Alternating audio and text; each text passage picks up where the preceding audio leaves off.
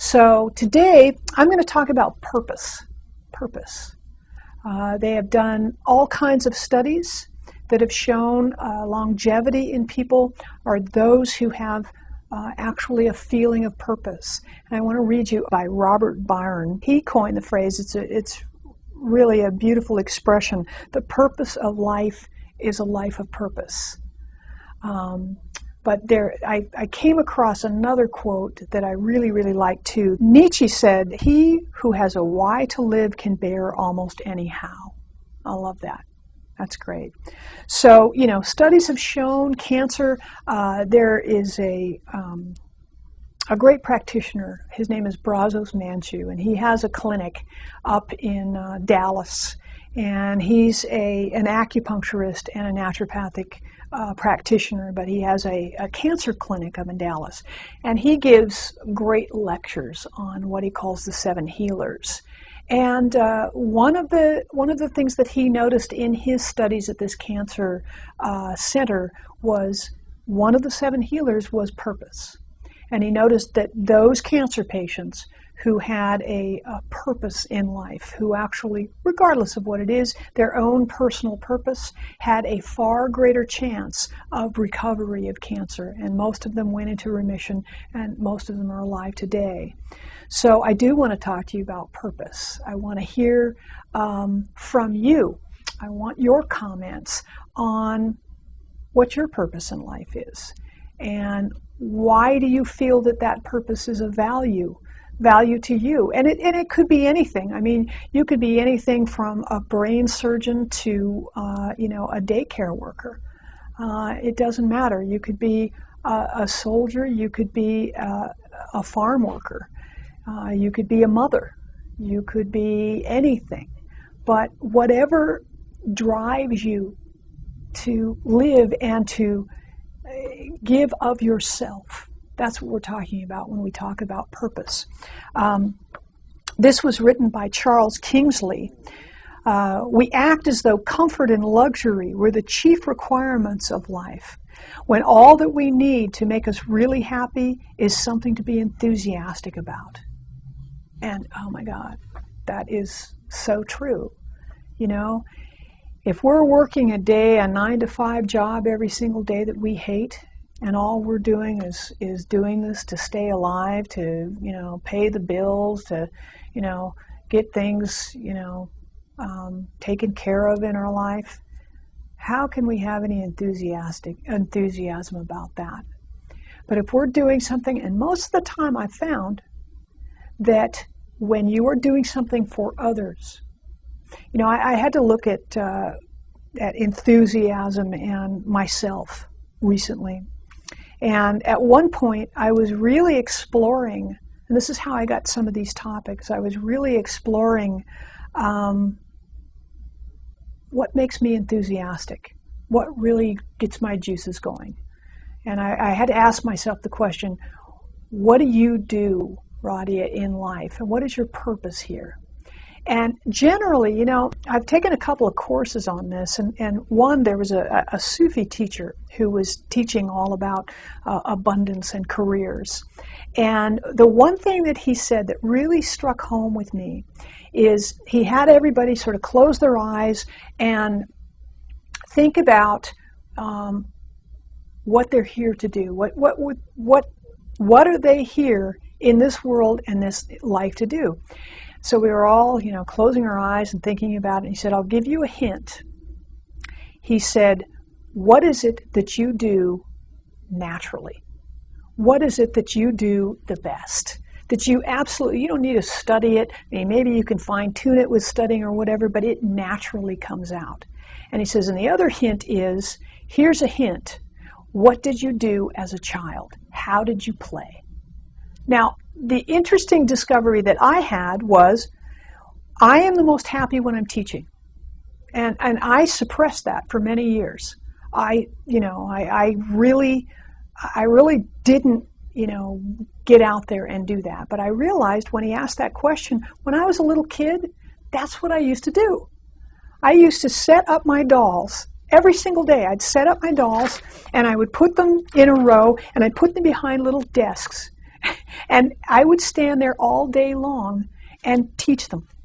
When I did that little exercise, I realized as a child that's how I played. That and also being a nurse. I was a teacher and a nurse, and I would switch off, and I'd take my dolls, and I'd line them up and I'd teach them, and then invariably one of them would have some sort of thing happen, and I'd take them and put them on my little tea cart, which I made my gurney, and I would go, heal them and give them medicine and all of that other stuff. Hello, duh. That's what I enjoyed as a child. So, when I think about it, and when I was exploring radio, when are you the happiest? I'm the happiest when I'm teaching. And, I bring in all of this information and whatever, and it's not necessarily to expound on the information, but it's like discovery and then passing it on. That's what I love. Now, other people have, they love math. Okay, I can't imagine that. That's something that, maybe if I had to teach it, I'd learn it really quickly. But other people, they do whatever. They love to dance, or they have a purpose of expressing themselves as an artist of some sort, or they have a purpose in life of healing, of being some sort of healer, even if it's a caretaker, even if you get some sort of thrill working as a social worker. Why does it, they did studies and they showed that people do not do things. They are not motivated by money. If they were motivated by money, all the teachers in the United States would not be doing what they do. Okay? Our motivation, we didn't come here. A very good friend of mine said this. She said, Radia, we didn't come into this world to buy things and die. Okay? We came here because each one of us has a unique purpose that gives us a unique drive. It's something in us that makes us want to get up in the morning. And if you've suppressed that, or aren't willing to look at that, or allow yourself to be so bogged down by trying to make a living and trying to bring in the money for the family or whatever, you're so bogged down in that you're miserable, you need to review your life and review what you're all about. Because sometimes when you're doing something that makes you the most happy, the money comes. The universe provides. But when you're not happy and you're doing things that just don't make you happy, your life shortens. So I want to hear from you. Tell me, what do you do? What turns you on when you think about the things that make you the happiest? What are they? What are your intentions in life? How did you play as a child? How did you see your world? Some people, little kids, when you ask them, what do you want to do when you grow up? I want to be a fireman, or I want to be a doctor, or I want to be a lawyer, I want to be a farmer, I want to be a musician, or I want to be this and that. I have clients right now that's what they wanted to do, and they never followed their dream because they had dream busters.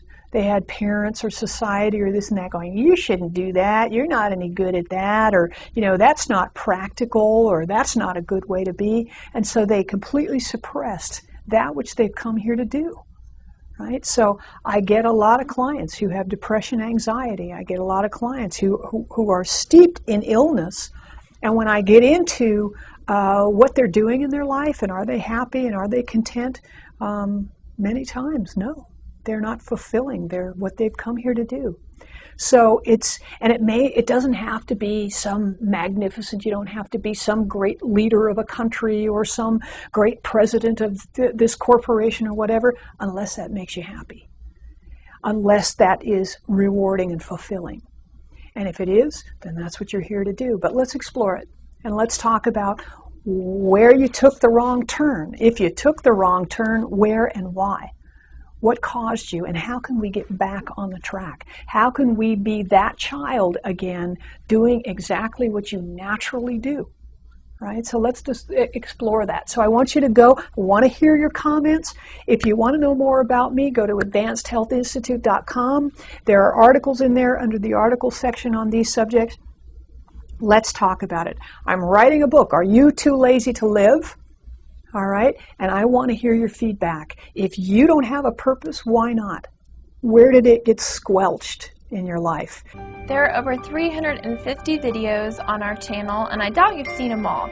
And the topics range from weight loss, nutrition, sexual health, all the way to psychology and mind control, and anywhere in between. And I think if you check them out, you're going to find some really interesting stuff.